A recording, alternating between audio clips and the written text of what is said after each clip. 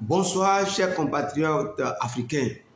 Soyez la bienvenue sur la chaîne Une Mine échappée en Afrique. Pour ceux qui ne me connaissent pas, moi c'est coach Emmanuel Tounanimefou. Je suis agro-businessman et ma spécialité c'est l'élevage des escargots géants d'Afrique avec la transformation de la bave et autres.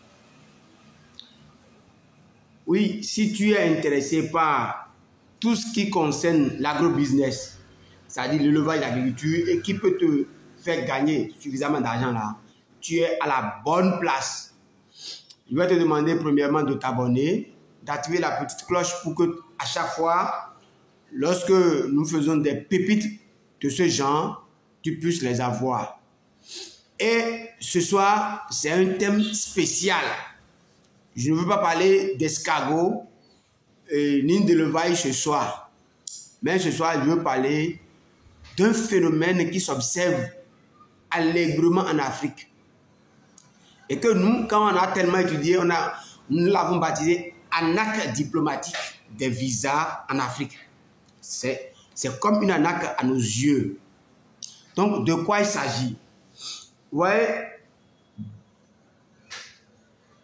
on a commencé par remarquer, et ça devient récurrent, que dans les capitales africaines, aujourd'hui, lorsque nos compatriotes veulent aller en Europe, je ne veux nommer aucun pays spécialement, je dis bien en Europe et aux États-Unis, nous devons déposer des dossiers pour demander le visa.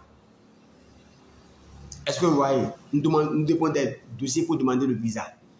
Et à notre grande surprise, lorsque, après étude du dossier, on vous refuse le visa, c'est-à-dire tu as demandé un service et il est sous-entendu que tu dois être satisfait. Mais au bout du rouleau, peut-être ton feeling ne plaît pas à ce pays, ou bien ta personnalité ne plaît pas. Ce qui est sûr, ils ne sont pas comme ces gens-là qui travaillent dans les ambassades. Il y a toujours quelque chose qui coche. Voilà pourquoi on dit niet, on ne te donne pas le visa.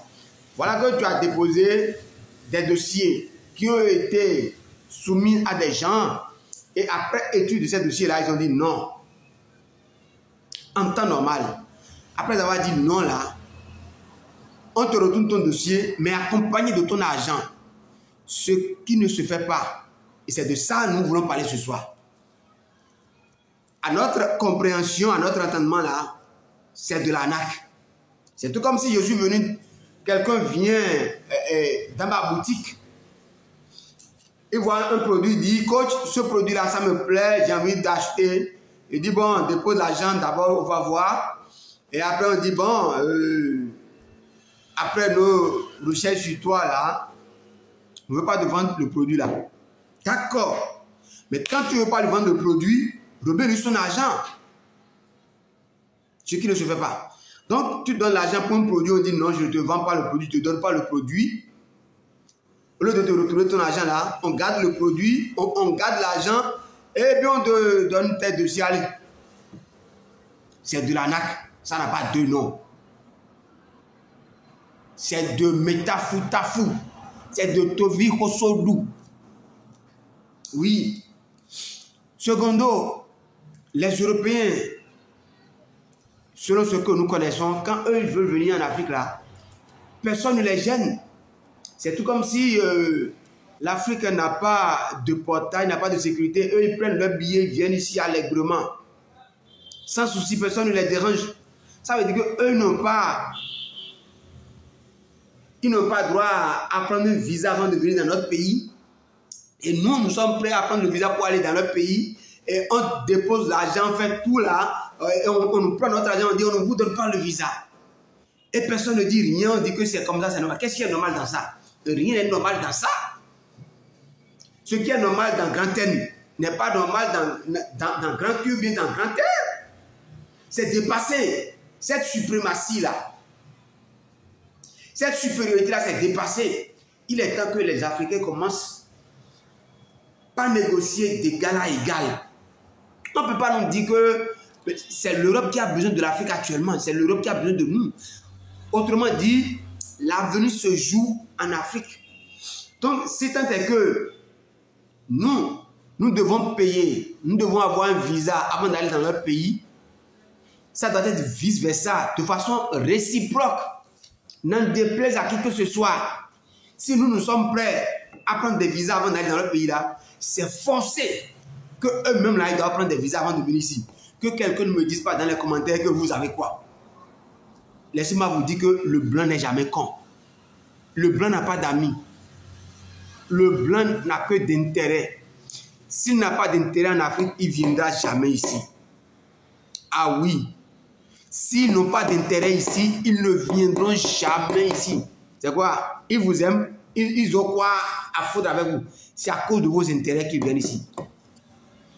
Même si Macron va prendre de la bière Castel avec Fali Poupa là, c'est de l'heure. C'est de l'heure, c'est pour nous tromper. Le blanc ne nous aime pas, mais il aime ce que nous avons. Parce qu'il a besoin de ce que nous avons. Alors, pourquoi ne pas aussi imposer?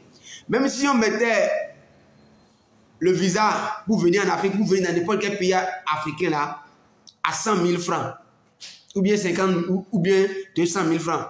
Mine de rien, vous ne savez pas que c'est aussi pour l'État une autre forme de ressources qui peut servir à faire autre chose dans notre pays également. Ah oui, il faut que nos gouvernants réfléchissent comme ça. C'est fini cette affaire d'infériorité, de supériorité là. Traitons d'égal à égal avec les gens là. Là, il faut commencer par nous respecter. C'est ça ou rien. Je vous dis, avant qu'un pays ne riche son ambassade dans votre pays, c'est qu'il y a eu déjà des partenariats gagnant-gagnant. Si même c'est pas vrai, mais ce qu'on nous fait comprendre là, ce qu'on nous brandit là, c'est du partenariat gagnant-gagnant.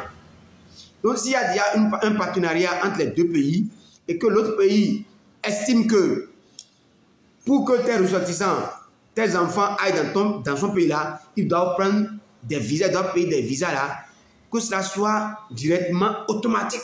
De l'autre côté aussi, là c'est gagnant-gagnant. Est-ce que vous voyez? En Afrique là, laissons ça là. Normalement en Afrique là, il ne doit pas y avoir de visa pour aller dans aucun pays en Afrique.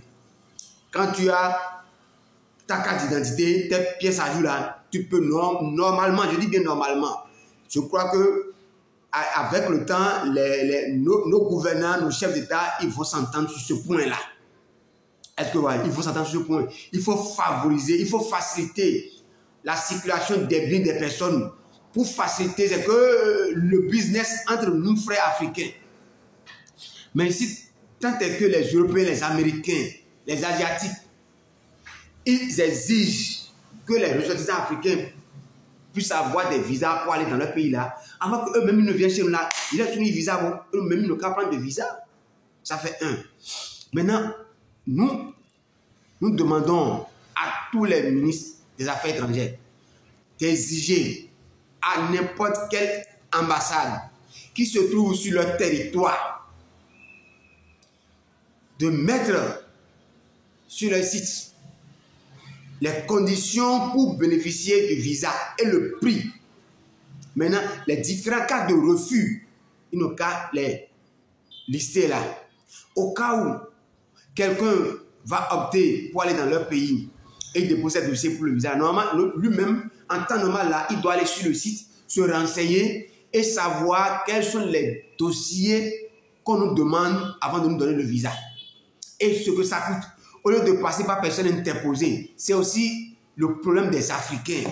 Je ne sais pas pourquoi l'Africain a peur d'aller à la source des informations, aller recueillir les informations et connaître de quoi il s'agit. Au lieu de donner toute la confiance à des gens qui ne s'y connaissent pas, c'est que des intermédiaires. Et visa qui est peut-être à 500 000, l'autre va lui facturer 1 600 000, 2 600 000. Après, c'est pour dire que à tel pays, il m'a bouffé 2 millions pour les visas, on ne m'a pas donné. Non. Parlons peu, parlons vrai. Il faudrait que les compatriotes aussi, quand ils ont besoin de visa, adresser voir la structure compétente. Je veux un visa, ou bien allez sur le site là, vous allez checker, vous allez trouver ce qu'on vous demande là et monter correctement vos dossiers. Ça fait un. Maintenant, je reviens à ces différentes ambassades là. Lorsque le compatriote fait la demande de son visa là, si ces dossiers sont au point, donnez-lui le visa simplement. Ou encore, si vous refusez là, il faudrait que vous notifiez. Voilà les raisons pour lesquelles vous avez reçu le refus de visa.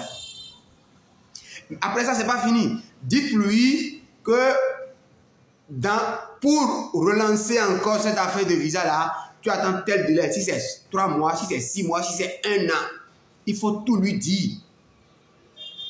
Ou au besoin, mettre ça dans soupli fermé dans une enveloppe là, les raisons et dans combien de délais il peut encore relancer, il peut encore faire une autre demande. Mais ça là, je crois que ça c'est des services VIP ça. Mais lorsque vous refusez, vous devez retrocéder, soit intégralement ou au moins à 80%. Parce que nous ne leur pas la face. Il y a du personnel là, dans ces ambassades-là, qui vont prendre tout le temps à analyser, à étudier vos dossiers. C'est un service fait qui doit être payé. Donc, sur le montant payé pour vous octroyer le visa là, on peut concéder 20% ou au pire des cas, maximum 25% pour les frais de dossier, pour les frais d'études de dossier et les 75% là pour le visa. Et lorsque on donne le refus là, intégralement là, on donne les 75% là. Là, ce serait bon. Voilà une première promotion. Une seconde promotion, soit on attend d'abord, on dit, viens déposer les dossiers, mais tu gardes ton argent.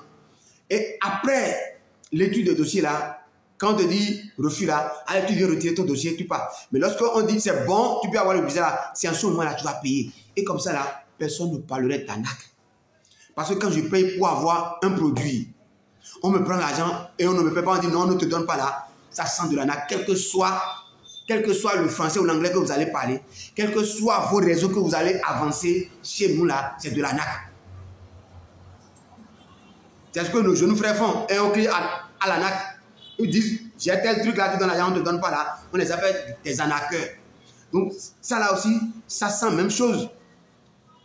Quand on paye pour quelque chose là, pour un service là, et puis on ne nous satisfait pas là, donc il faut qu'on nous rembourse notre argent.